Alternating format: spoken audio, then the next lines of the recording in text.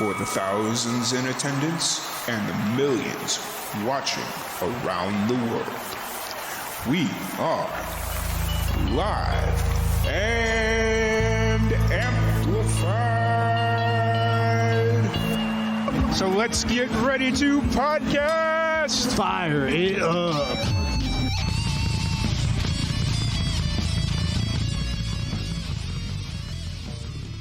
Welcome, everybody, to another live and amplified livecast. I'm your host, Tom Quiet, and we are back at it again with another amazing podcast. Today, we have a very special guest. We have Katie Pederson. How's it going today, Katie? Hey, pretty good. How are you? Doing pretty good. It's a Sunday, and so I'm just excited to not have anything else to do after this podcast and just relax and just enjoy the rest of the weekend. So, that's pretty much the gist of my day. But anyways, really excited to sit down and chat with you and get to know more about you. I know we've been talking a little bit through WhatsApp over the last month or so, after you first reached out to us about coming on to promote your new album that dropped in April. And we're glad we were able to finally get you on and find a time that worked for everybody. So yeah, absolutely. Thanks for having me. For sure.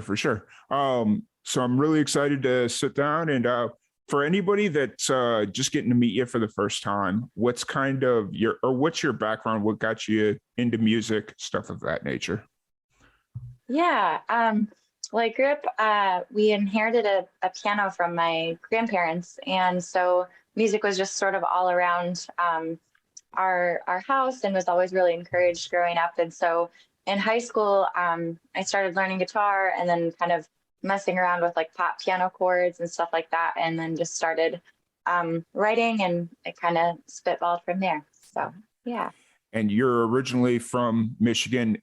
Are you originally from Ann Arbor, or did you end up just kind of moving there later on? Yeah. I moved there when I was 10, so that's home for me. Mm-hmm. Okay. That's fair. It's funny because some people consider wherever they're born home, but they've never, it's interesting. Yeah. I always enjoy asking that question. So you were raised in Ann Arbor. What's the music scene kind of like in Ann Arbor? Yeah, there's a lot of awesome folk music there. They have a couple of different festivals that go on in the summer, where they bring in a lot of local bands. And so it's a really Michigan as a whole is just a really supportive community for musicians. It was a great place to get started with growth there. So awesome. So I take it, since your family inherited a piano, that was your first instrument? Yes. Okay. Yep. And did your parents teach you how to play, or did you take lessons from somewhere else and then? Yeah. They both also played. And so, I learned a little bit from them, but we definitely had piano lessons growing up. And so I was taught classically for the first, throughout most of my life until college. And then, but I was just sort of learning the pop stuff on the side on my own. Gotcha. And who on the side, who were some of the musicians you were listening to, and who are you kind of, when you say learning, are you doing cover songs at that point, or are you already starting to look at originals? Yeah, a little of both. So around the time that Love Song came out by Sarah Bareilles, I'd learned that cover and a couple others. The Fray was really big. So I was learning a lot of their songs on the piano, and just Kelly Clarkson and all those. And then started writing my own songs on the piano. And then I started in college, I started working at a piano bar, and that's when I really the rhythmic element to the piano that really isn't taught in classical training. Was where I got started with that. So, yeah. Okay. And so that's when you kind of started writing your own music, or exploring your creativeness and writing your own music? Yeah, I've been writing, songs since I was in middle school, but nothing to write home about, that's for sure. Yeah. But just it was always a form of creative expression, but didn't start doing it seriously until until I was, probably like a sophomore in college. So Gotcha. yeah. Who was, or what was was there a specific moment that kind of stands out to you as a moment where you're like, okay, I need to start writing my own music, or did you kind of always know that that's where you needed to be? Well, I'd always known, I'd always known that I would be writing music, Yeah. but I just never thought that I would share it. And so my turning point, I think, is actually my brother John was like my biggest supporter at that time, and so he had reached out to a bunch of people like on Twitter to ask about if they'd be willing to produce my first EP. And so he helped me find Dave Douglas out in Cleveland. And then I recorded 4 songs, and that was kind of the beginning of my career from there. So I owe it to my brother John. Nice. That's really cool. And what was that, just kind of jumping into the whole experience of preparing for that first EP, writing, recording, what was that process like?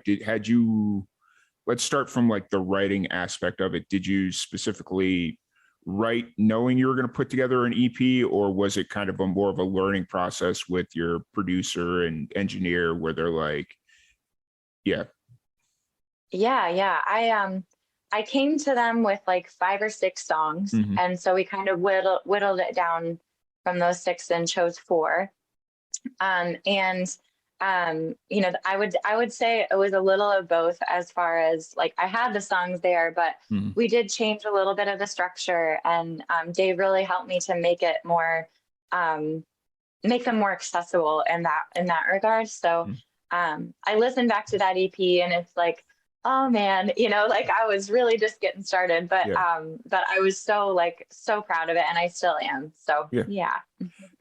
I had a chance to listen to a little bit of it. I didn't get to listen to the full EP, but it, like, for it being your first EP and your first like collective body of work, it's really good. And Thank you. just having a chance to listen to everything after that and hearing the growth in your music is absolutely amazing. And I'm sure just going through the steps of writing, recording, and releasing music for that first time, luckily you had somebody that was able to like guide you through the landmines, if you will, and minefield, and what were some of the things you took away from that first experience that you've kind of applied to the rest of your musical releases?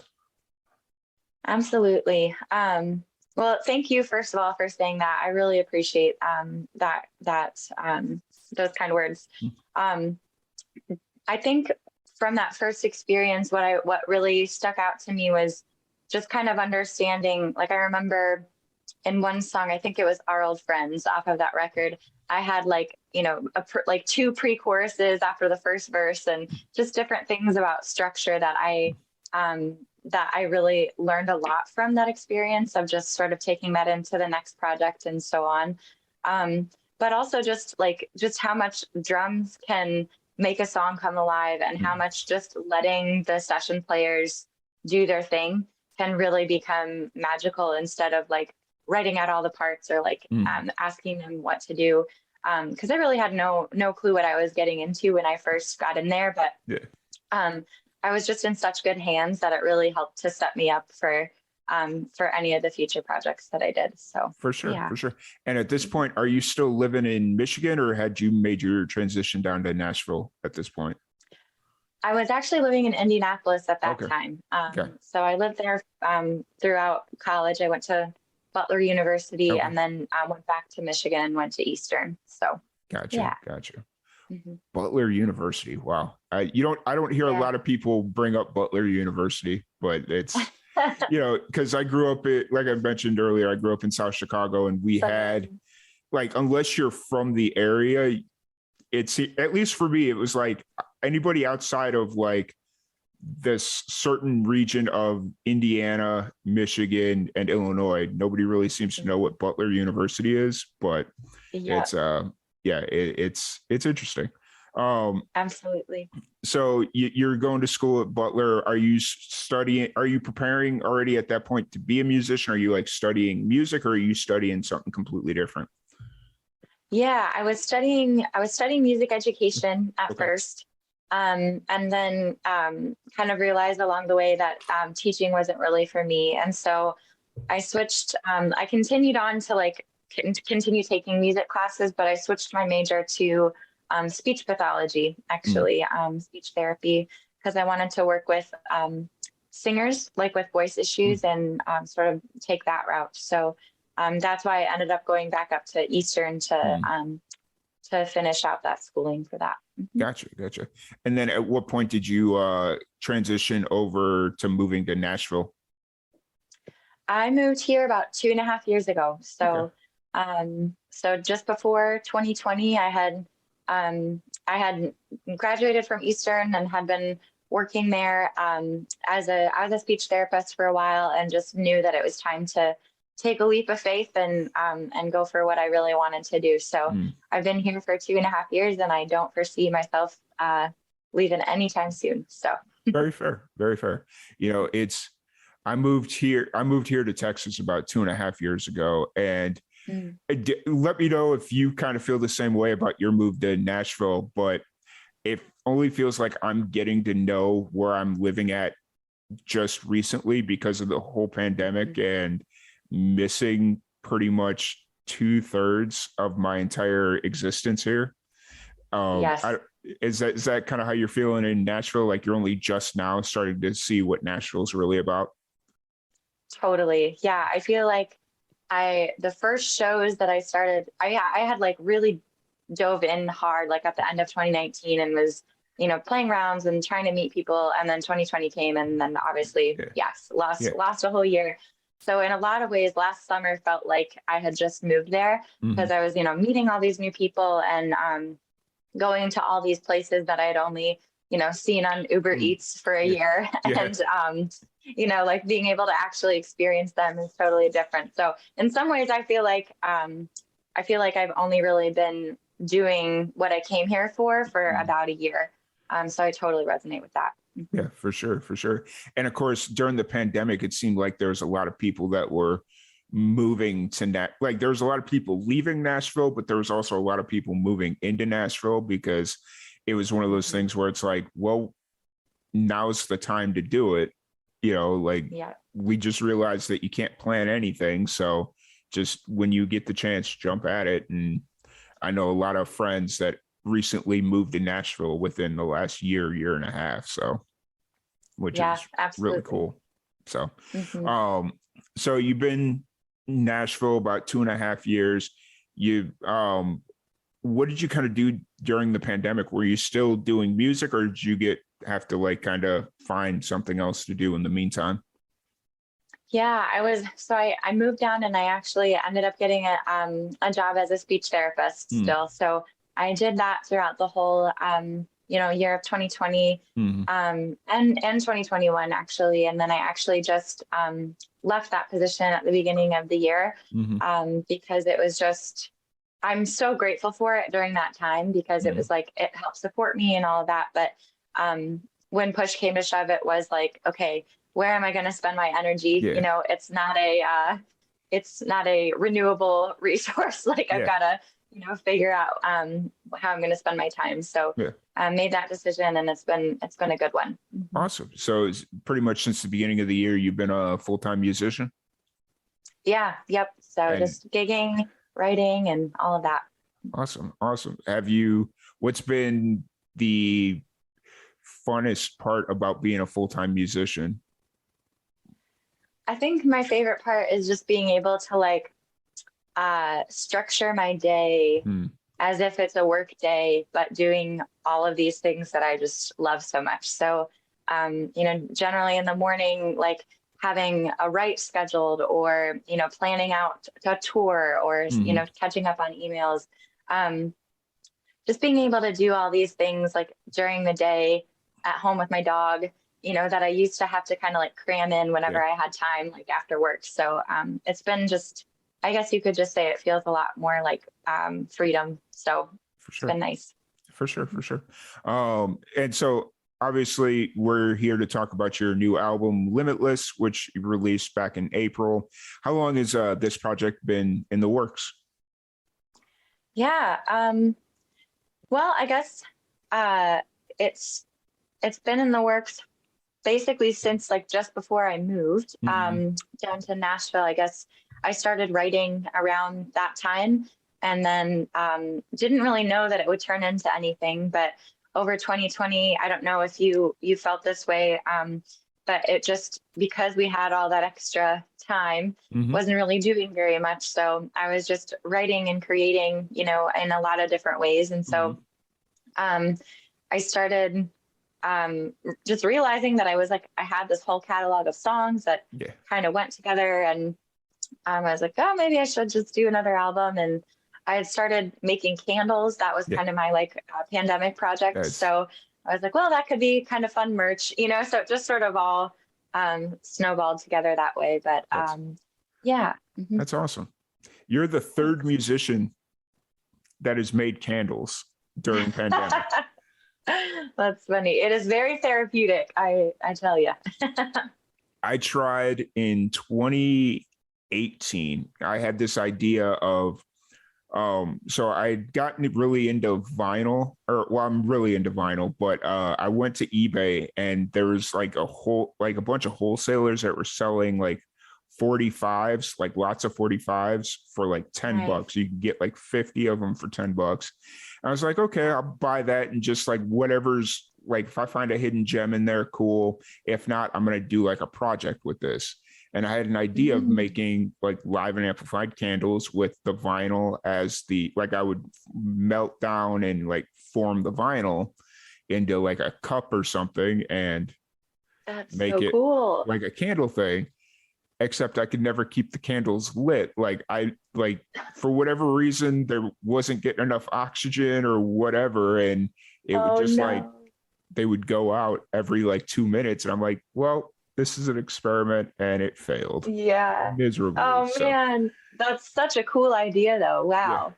Yeah. It was one of those things where it was I was living in Florida at the time. I had a whole bunch of free time on my hands, and I was just all right, when I go home, I'm going to try and make this work. And then I spent 6 months on this thing, and it just didn't. So it was unfortunate, but sounds like a fun project though. It was. So during for this album, for Limitless, these were all songs that you had previously written. Was there anything, how many songs did you originally start off with, and did you end up having to cut it down, or was it you knew right off the bat it was going to be these 10 songs? Yeah, when I moved to Nashville, I'd kind of had this idea in my mind that I wanted to write 50 songs before I did another project. And so I didn't get quite there. I think I got to 46 or something. Close enough. But yeah, close enough. So I think only one or two on the record had been songs that I had started before I moved to Nashville. But then during 2020, all that time to kind of reflect and revisit and just hammer out songs. So I definitely kind of whittled them down to the ones that I thought that sort of flowed together the best, and the ones that I just felt were that I liked the most, I guess. So for sure. Yeah. And for people that haven't had a chance to listen to Limitless, or meeting you for the first time and they'll listen to Limitless after they finish the podcast, what do you hope they take away from this album? Sure. Well, I think the biggest takeaway that I hope people are able to take is that, there's always a chance to start over. There's always a way to kind of clean the slate and get back to life, maybe differently than it was before, but still in in unexpected and really amazing ways, I think. Yeah, for sure. Sure.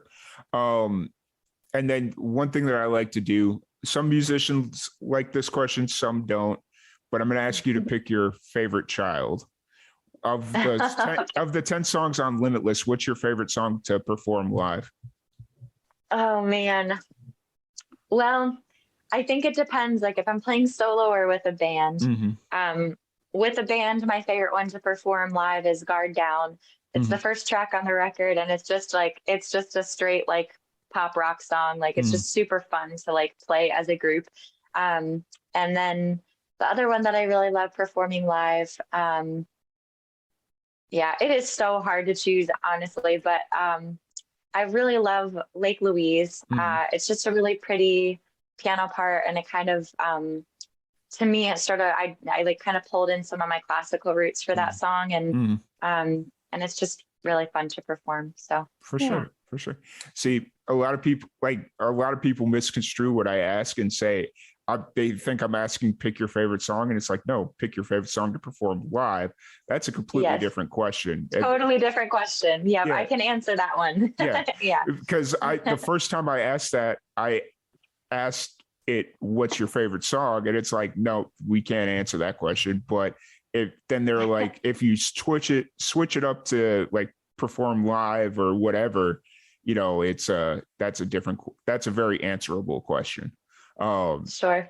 so the one thing that I've noticed on this album is it seems like Lake Louise is getting a lot of attention. What do you think it is about that song specifically that seems to be doing really well? Yeah.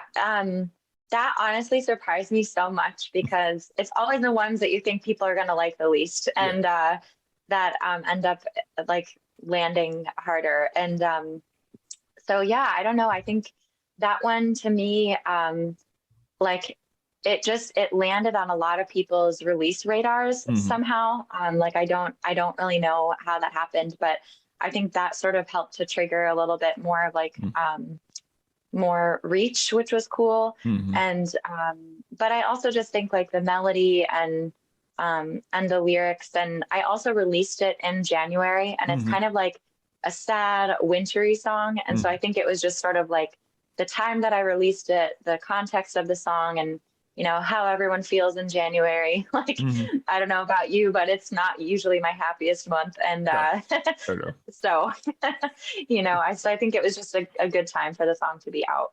Yeah, for sure. And then the one thing that I just picked up on how you kind of released your music is you started off with a single and then you just kind of kept re-releasing. Uh, so like you started off with Guard Down as a single, and then you released Hmm. Lake Louise as a single with Guard Down, and Yep. then you just kind of kept building off that. Was that obviously that was done very intentionally, but what was kind of the thought process behind that? Honestly, it was just from watching other artists. Mm. Like I had, I've always just released music as like, here's a full project. Like I'm just Mm. gonna throw it out there and see what happens. And obviously, with the amount of music that's getting released these days, like you can't even hope to like make a dent Mm.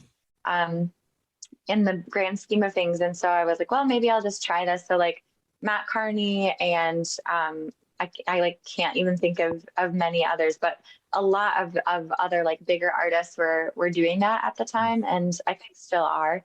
But I think it's just a way to help people know like it's like giving them a chunk of the album at a time, kind of a Mm. thing. So Yeah, mhm. for sure. Wait, it was really cool when I kind of picked up on that. It was just like, Thanks. oh, I see what you did there. And, Yeah. kind of building up to the EP and then from the EP to the full length album where like it was a significant jump where it was like yes, the album has some music you're familiar with, and that's the reason that some people are going to pay attention to it, but it's also got all this new music for you to check out. And yeah. Mhm. Uh, Definitely. so why'd you decide to name the album Limitless? You've kind of touched on this a little bit, but Hmm. Yeah, well, it's the final song on the record, mm-hmm. and it's just kind of like I went on a really long road trip before I moved down to Nashville. I drove myself out to Alberta, Canada from Michigan, which I think was like close to like 2,000 miles one way, all the way up there, and Yeah. just like stayed in hostels and did a lot of hikes and all that fun stuff, and then came back down and It just sort of was like a mental reset for me to do that, to just kind of remind myself that like the world's a lot bigger than, the world that we live in on the day to day. And so it just sort of helped me, like a lot of the songs have like nature in them or mountains, or like a lot of it was inspired from that trip. And so I think I named the album Limitless because to me, like that trip was sort of the start of like a new chapter. And then moving down to Nashville, I mean, personally, I think that it's easy for me to get stuck, like to think that I'm stuck when I'm in a situation. And so it's just, I wanted that album to be a reminder for myself that like you can always, there's always an option C, like you can always get out and do something new. So that's what I hope people take from it, but that's why I titled it that too. Awesome. Let's talk about that trip to Alberta. Like that's like a once in a lifetime car trip. Because that's all the way out. Alberta's all the way out on the West Coast, right? If my geography is right, I'm trying to, yeah. So was that kind of intentional to try and reset your perspective on life, or was it just something you always wanted to do? And yeah, it was kind of to reset. I wanted to feel like as far away from like where I had been, and Michigan is like, I mean, you know this from Chicago, like the Midwest is just very flat. Like there's corn everywhere. It's my favorite place to see sunsets because you can see the whole sky. But I have not been around like mountains or other like crazy big, like, awe-inspiring nature. And so I just thought that would help to give me perspective, and it really did. So there's something about being surrounded by like giant mountains that just makes your problems feel like they're small and solvable. So yeah, absolutely. Yeah. It's funny you brought this up because I was listening to a podcast yesterday and they were talking about perspective and how they were, so the basic conversation was that they were feeling overwhelmed because they were kind of in their, like how big or how much they thought their world counted or their opinions counted in the world. But then they got on an airplane and they started looking down at like everything they were flying over. And they had a moment where they realized like every little dot you see on the ground, that's somebody else's universe. And it just makes you realize how small in comparison everything is. So like what you think is a really big deal, the person next to you, it's not a big deal. Doesn't. Yeah. And so it was talking about how that one flight changed their entire perspective on life. That's awesome. Yeah. So when you brought that up, I was like, oh, that's really cool. So how long ago did you make the trip to Alberta? That was in like October to November of 2019. Okay. So it was like right before you moved to Nashville, or had you already moved to Nashville at that point? Yep, it was right before I moved. So okay. Gotcha. Yeah. And so you'd mentioned that you took the trip and you were staying in hostels and whatnot. Why'd you choose Alberta? Was that just a place that you picked, or was that very intentional?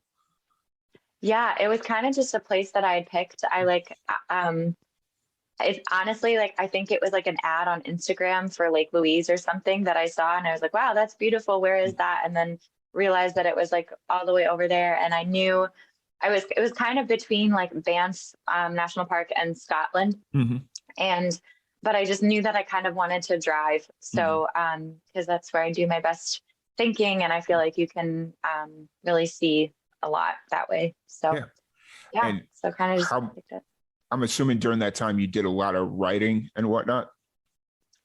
Yeah, I did. I did a lot of like just like lyric writing or like journaling. I did bring my piano on that trip and did a little bit of writing. Like whenever my bunkmates were like out during the day and I just wanted to have like a day of writing, I'd bring my piano in. And so that was really fun too. But part of the reason that I'm learning guitar now is because it's really hard to bring a piano everywhere. Yeah. So, You're not the yeah. first person to say that. Like during the first year of us doing Live and Amplified, we had a musician. I was living in Roswell, New Mexico, and we had a musician from Montana bring her giant keyboard from Montana all the way down to where we were at in New Mexico. Oh, And my. I was just sitting there. I was like, how did you fit this big keyboard in that little car of yours with a second person and all your luggage for 2 weeks or whatever it was, you know? And Oh, it my was goodness. just, yeah, I Yep. totally understand that. So, but now that Limitless has been out for a little over a month at this point, what's kind of going through your head? What's been the reception of the album? Sure. Yeah. I think the coolest part about it is just like being able to connect with people at shows and like hearing their stories and just being able to perform it as a whole. Because to me, it's kind of like just like a stamp in time and it's like a little chapter of my life. And so it's been kind of odd actually to just sort of like ruminate on those 10 songs while I'm also like continuing to live and have all these other experiences that I want to write about. And so um, it's been really fun to like to connect with people, hear their stories, hear their side of things, be able to like, you know, I'm starting to get a little bit of response like with people adding it to playlists and stuff, which has been exciting. But it's the first time that I've ever done a project where I'm already working on the next thing. Like by the time that I've released Limitless, I already had like a whole slew of songs that I've been, Yes. you know, writing over the past year. And I actually have some studio time tomorrow and Tuesday. So like, it's what's really exciting to me is that normally when I've released a project, it's like I released a project and that's it for a long time. And it feels really cool that it just sort of feels like the beginning of like the ball rolling. Yes. So just continuing on is I'm excited. Awesome.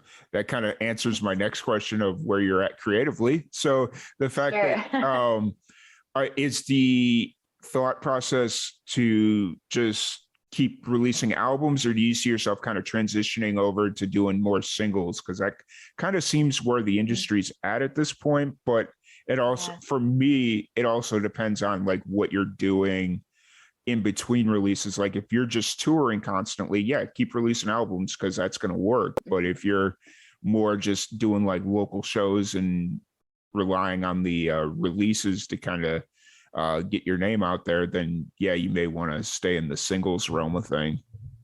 Yeah, no, definitely. I think I'm probably just going to be sticking with singles until I feel like I have a body of work that like goes together again, or I feel like I have like a story like from beginning to end. Yeah. I think right now, like what's fun about albums is that like you can tell that whole story and have that whole thing, but it also takes so long.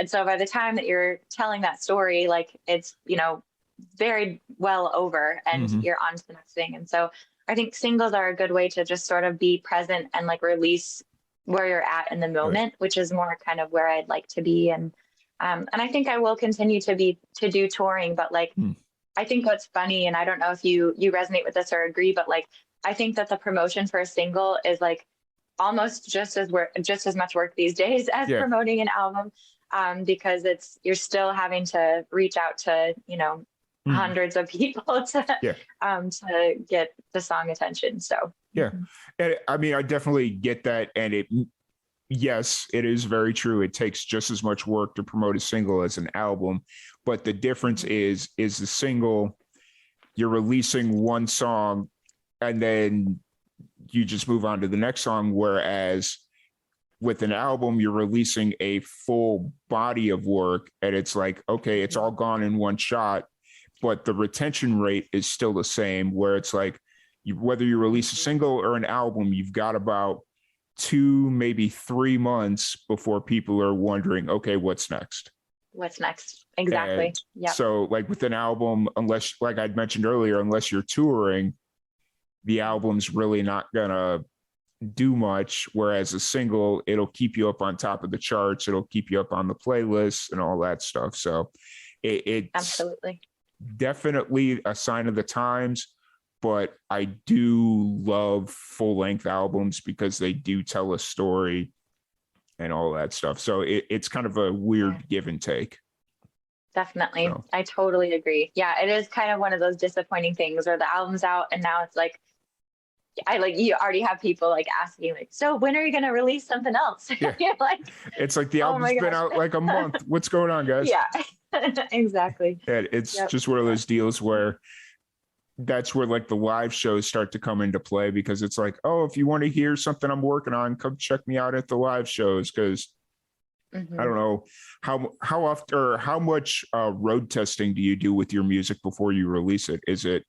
Will you play it a whole bunch at live shows before you decide to go record it, or do you kind of keep it held back?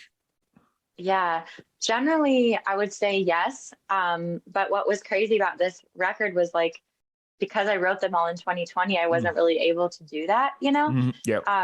And so like what I've been doing recently is like anytime that I write a new song that I feel like is like complete and ready to share. Sorry, my dog just loves being on camera. Oh, it's all good.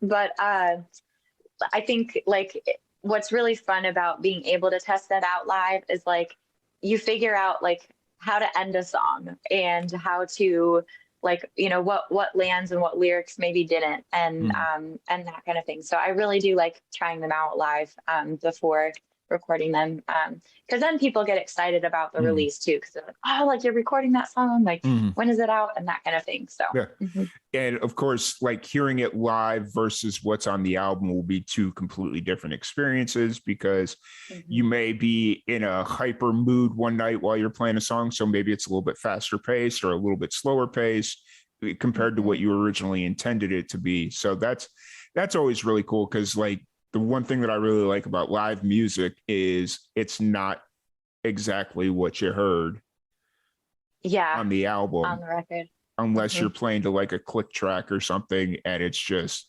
you know, consistently the same, which nothing against that. Absolutely. But you know, no, definitely. I think, oh, go ahead.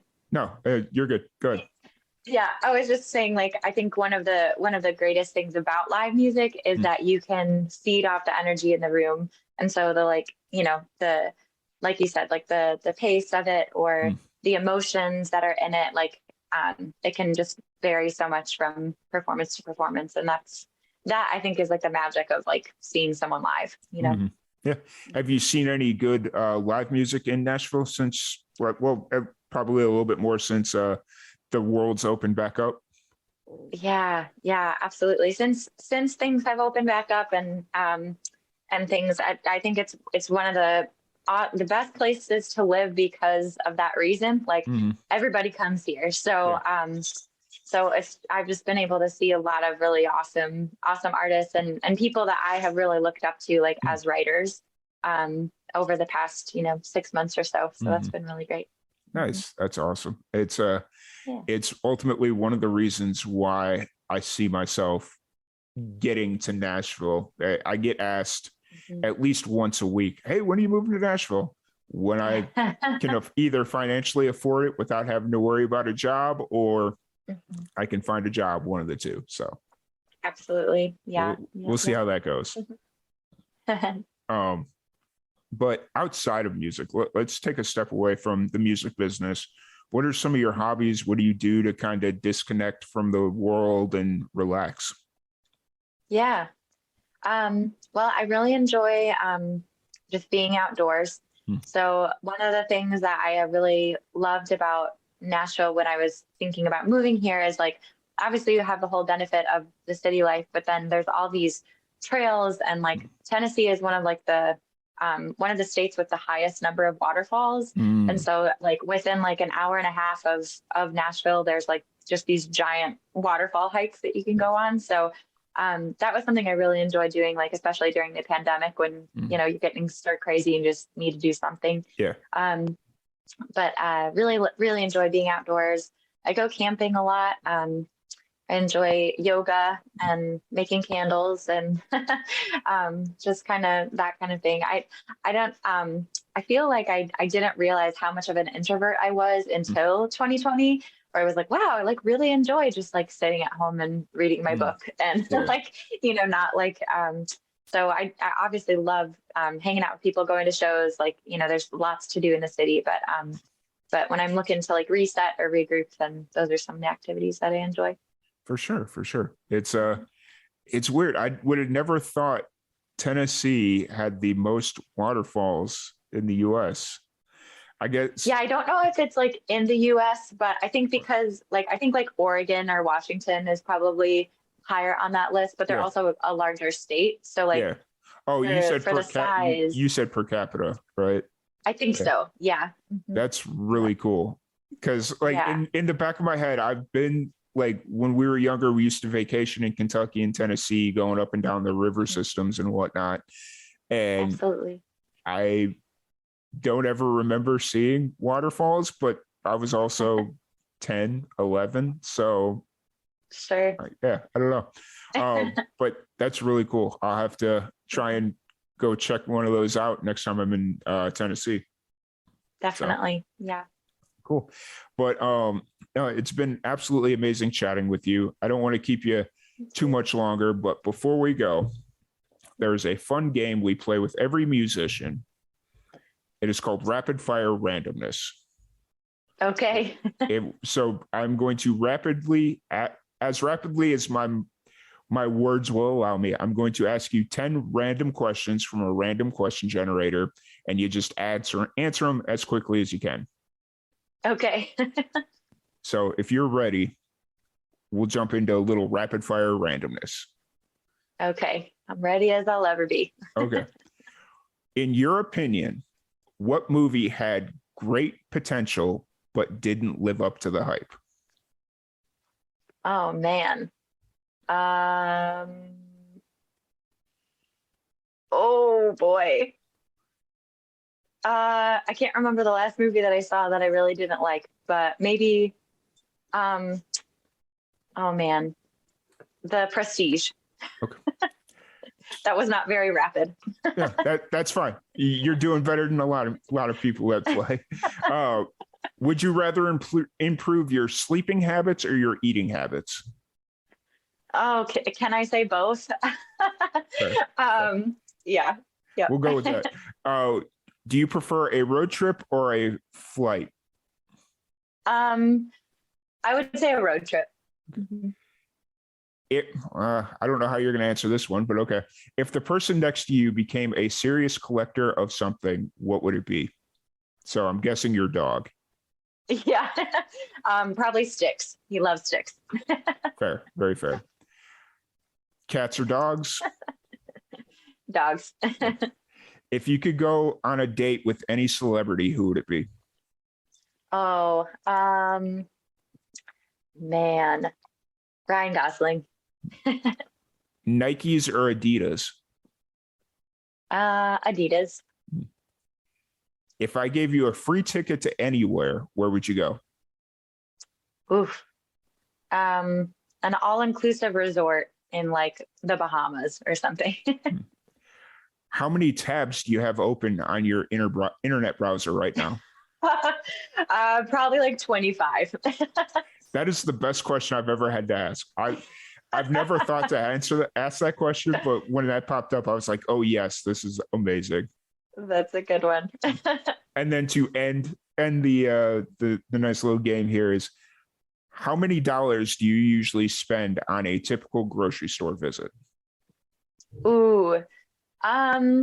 Usually I go like once every couple weeks. So usually between like 65 and $80, I would say.